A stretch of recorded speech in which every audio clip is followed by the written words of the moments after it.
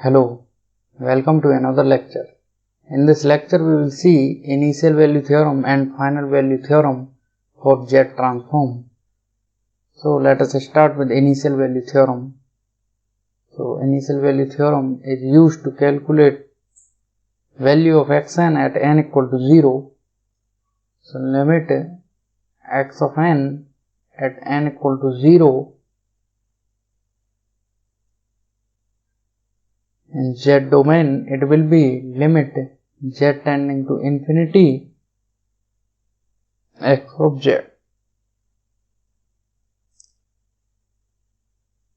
And initial and final value theorems are only applicable to causal signal and systems. Initial and final value theorems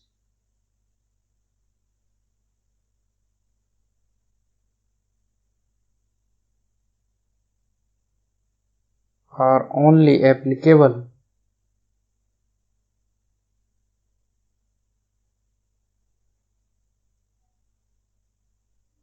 to causal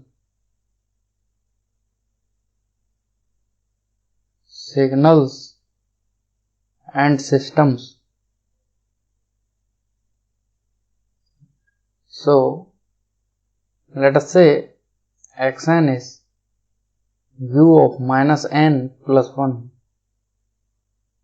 So this is n, x of n. U of minus n plus 1 means it is having amplitude 1 up to n equal to 1, at 0 also at 1, at minus 1, up to minus infinity to 1, its value will be 1, otherwise it will be 0. And as this is non-causal system, so means we can't apply here initial value theorem and final value theorem. So let us check by applying final value theorem and initial value theorem. Let us check what will be the answer. So let us say u of minus n plus 1, it is having z transform as z upon 1 minus z inverse, and replace z with minus z because u of n plus 1 is having this, and u of this is z transform of u of n plus 1. Replace n with minus n. So by time reversal properties will be z inverse upon 1 minus z. We will replace z with 1 by z. It means it is 1 upon z, 1 minus z. So limit n tending to 0 x of n. Basically we can see here value is 1.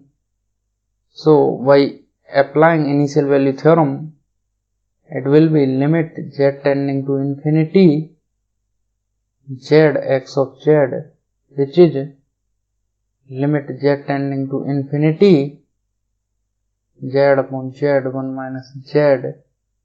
So as z will be infinity, its value will be 0. It means we are getting wrong answer. So we can't apply here initial value theorem. So let us see final value theorem, and then we will take here final value theorem also. So final value theorem says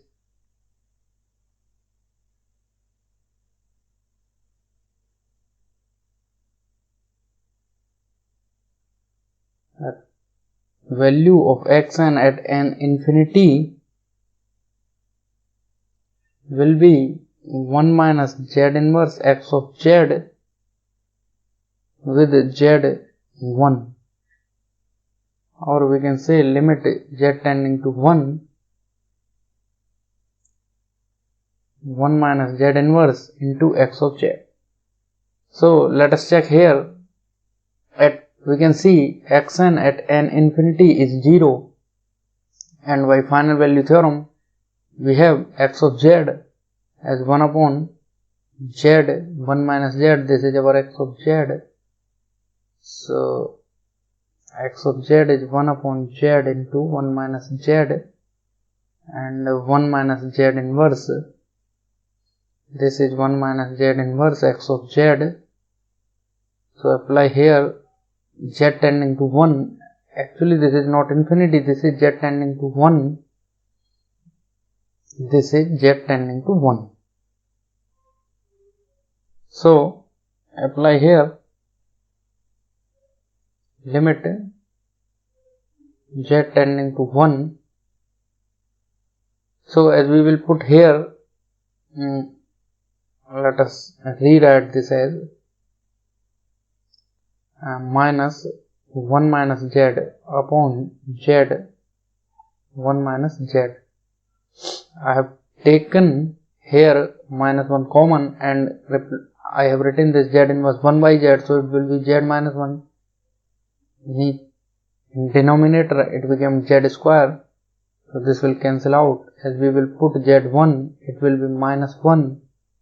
So again we can see we are getting wrong result when we are applying this final value theorem and initial value theorem for a non-causal system.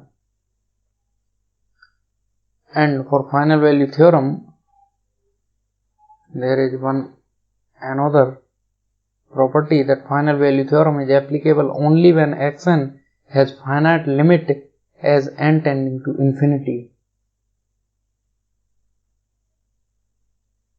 Final value theorem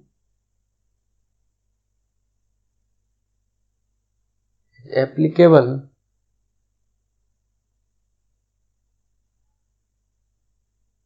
only when xn has finite limit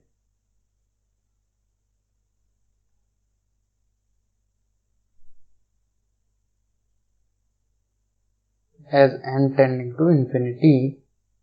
That is, all the poles of xz must be present inside the unit circle. All the poles of xz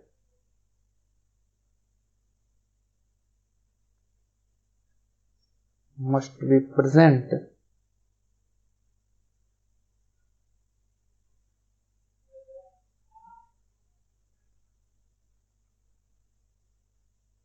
inside the unit circle. And final value theorem is not applicable for repetitive, that is periodic kind of signals.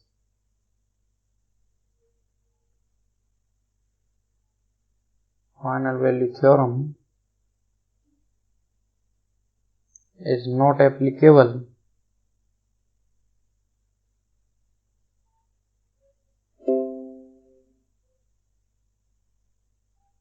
for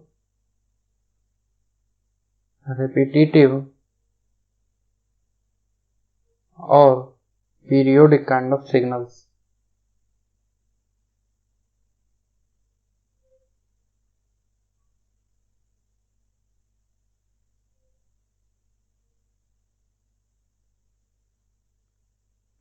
So let us see one example. Let us say xn is 2 to the power n u of n. As we know, this xn has infinite value as n tends to infinity. This will be something like this. So here we can't apply final value theorem.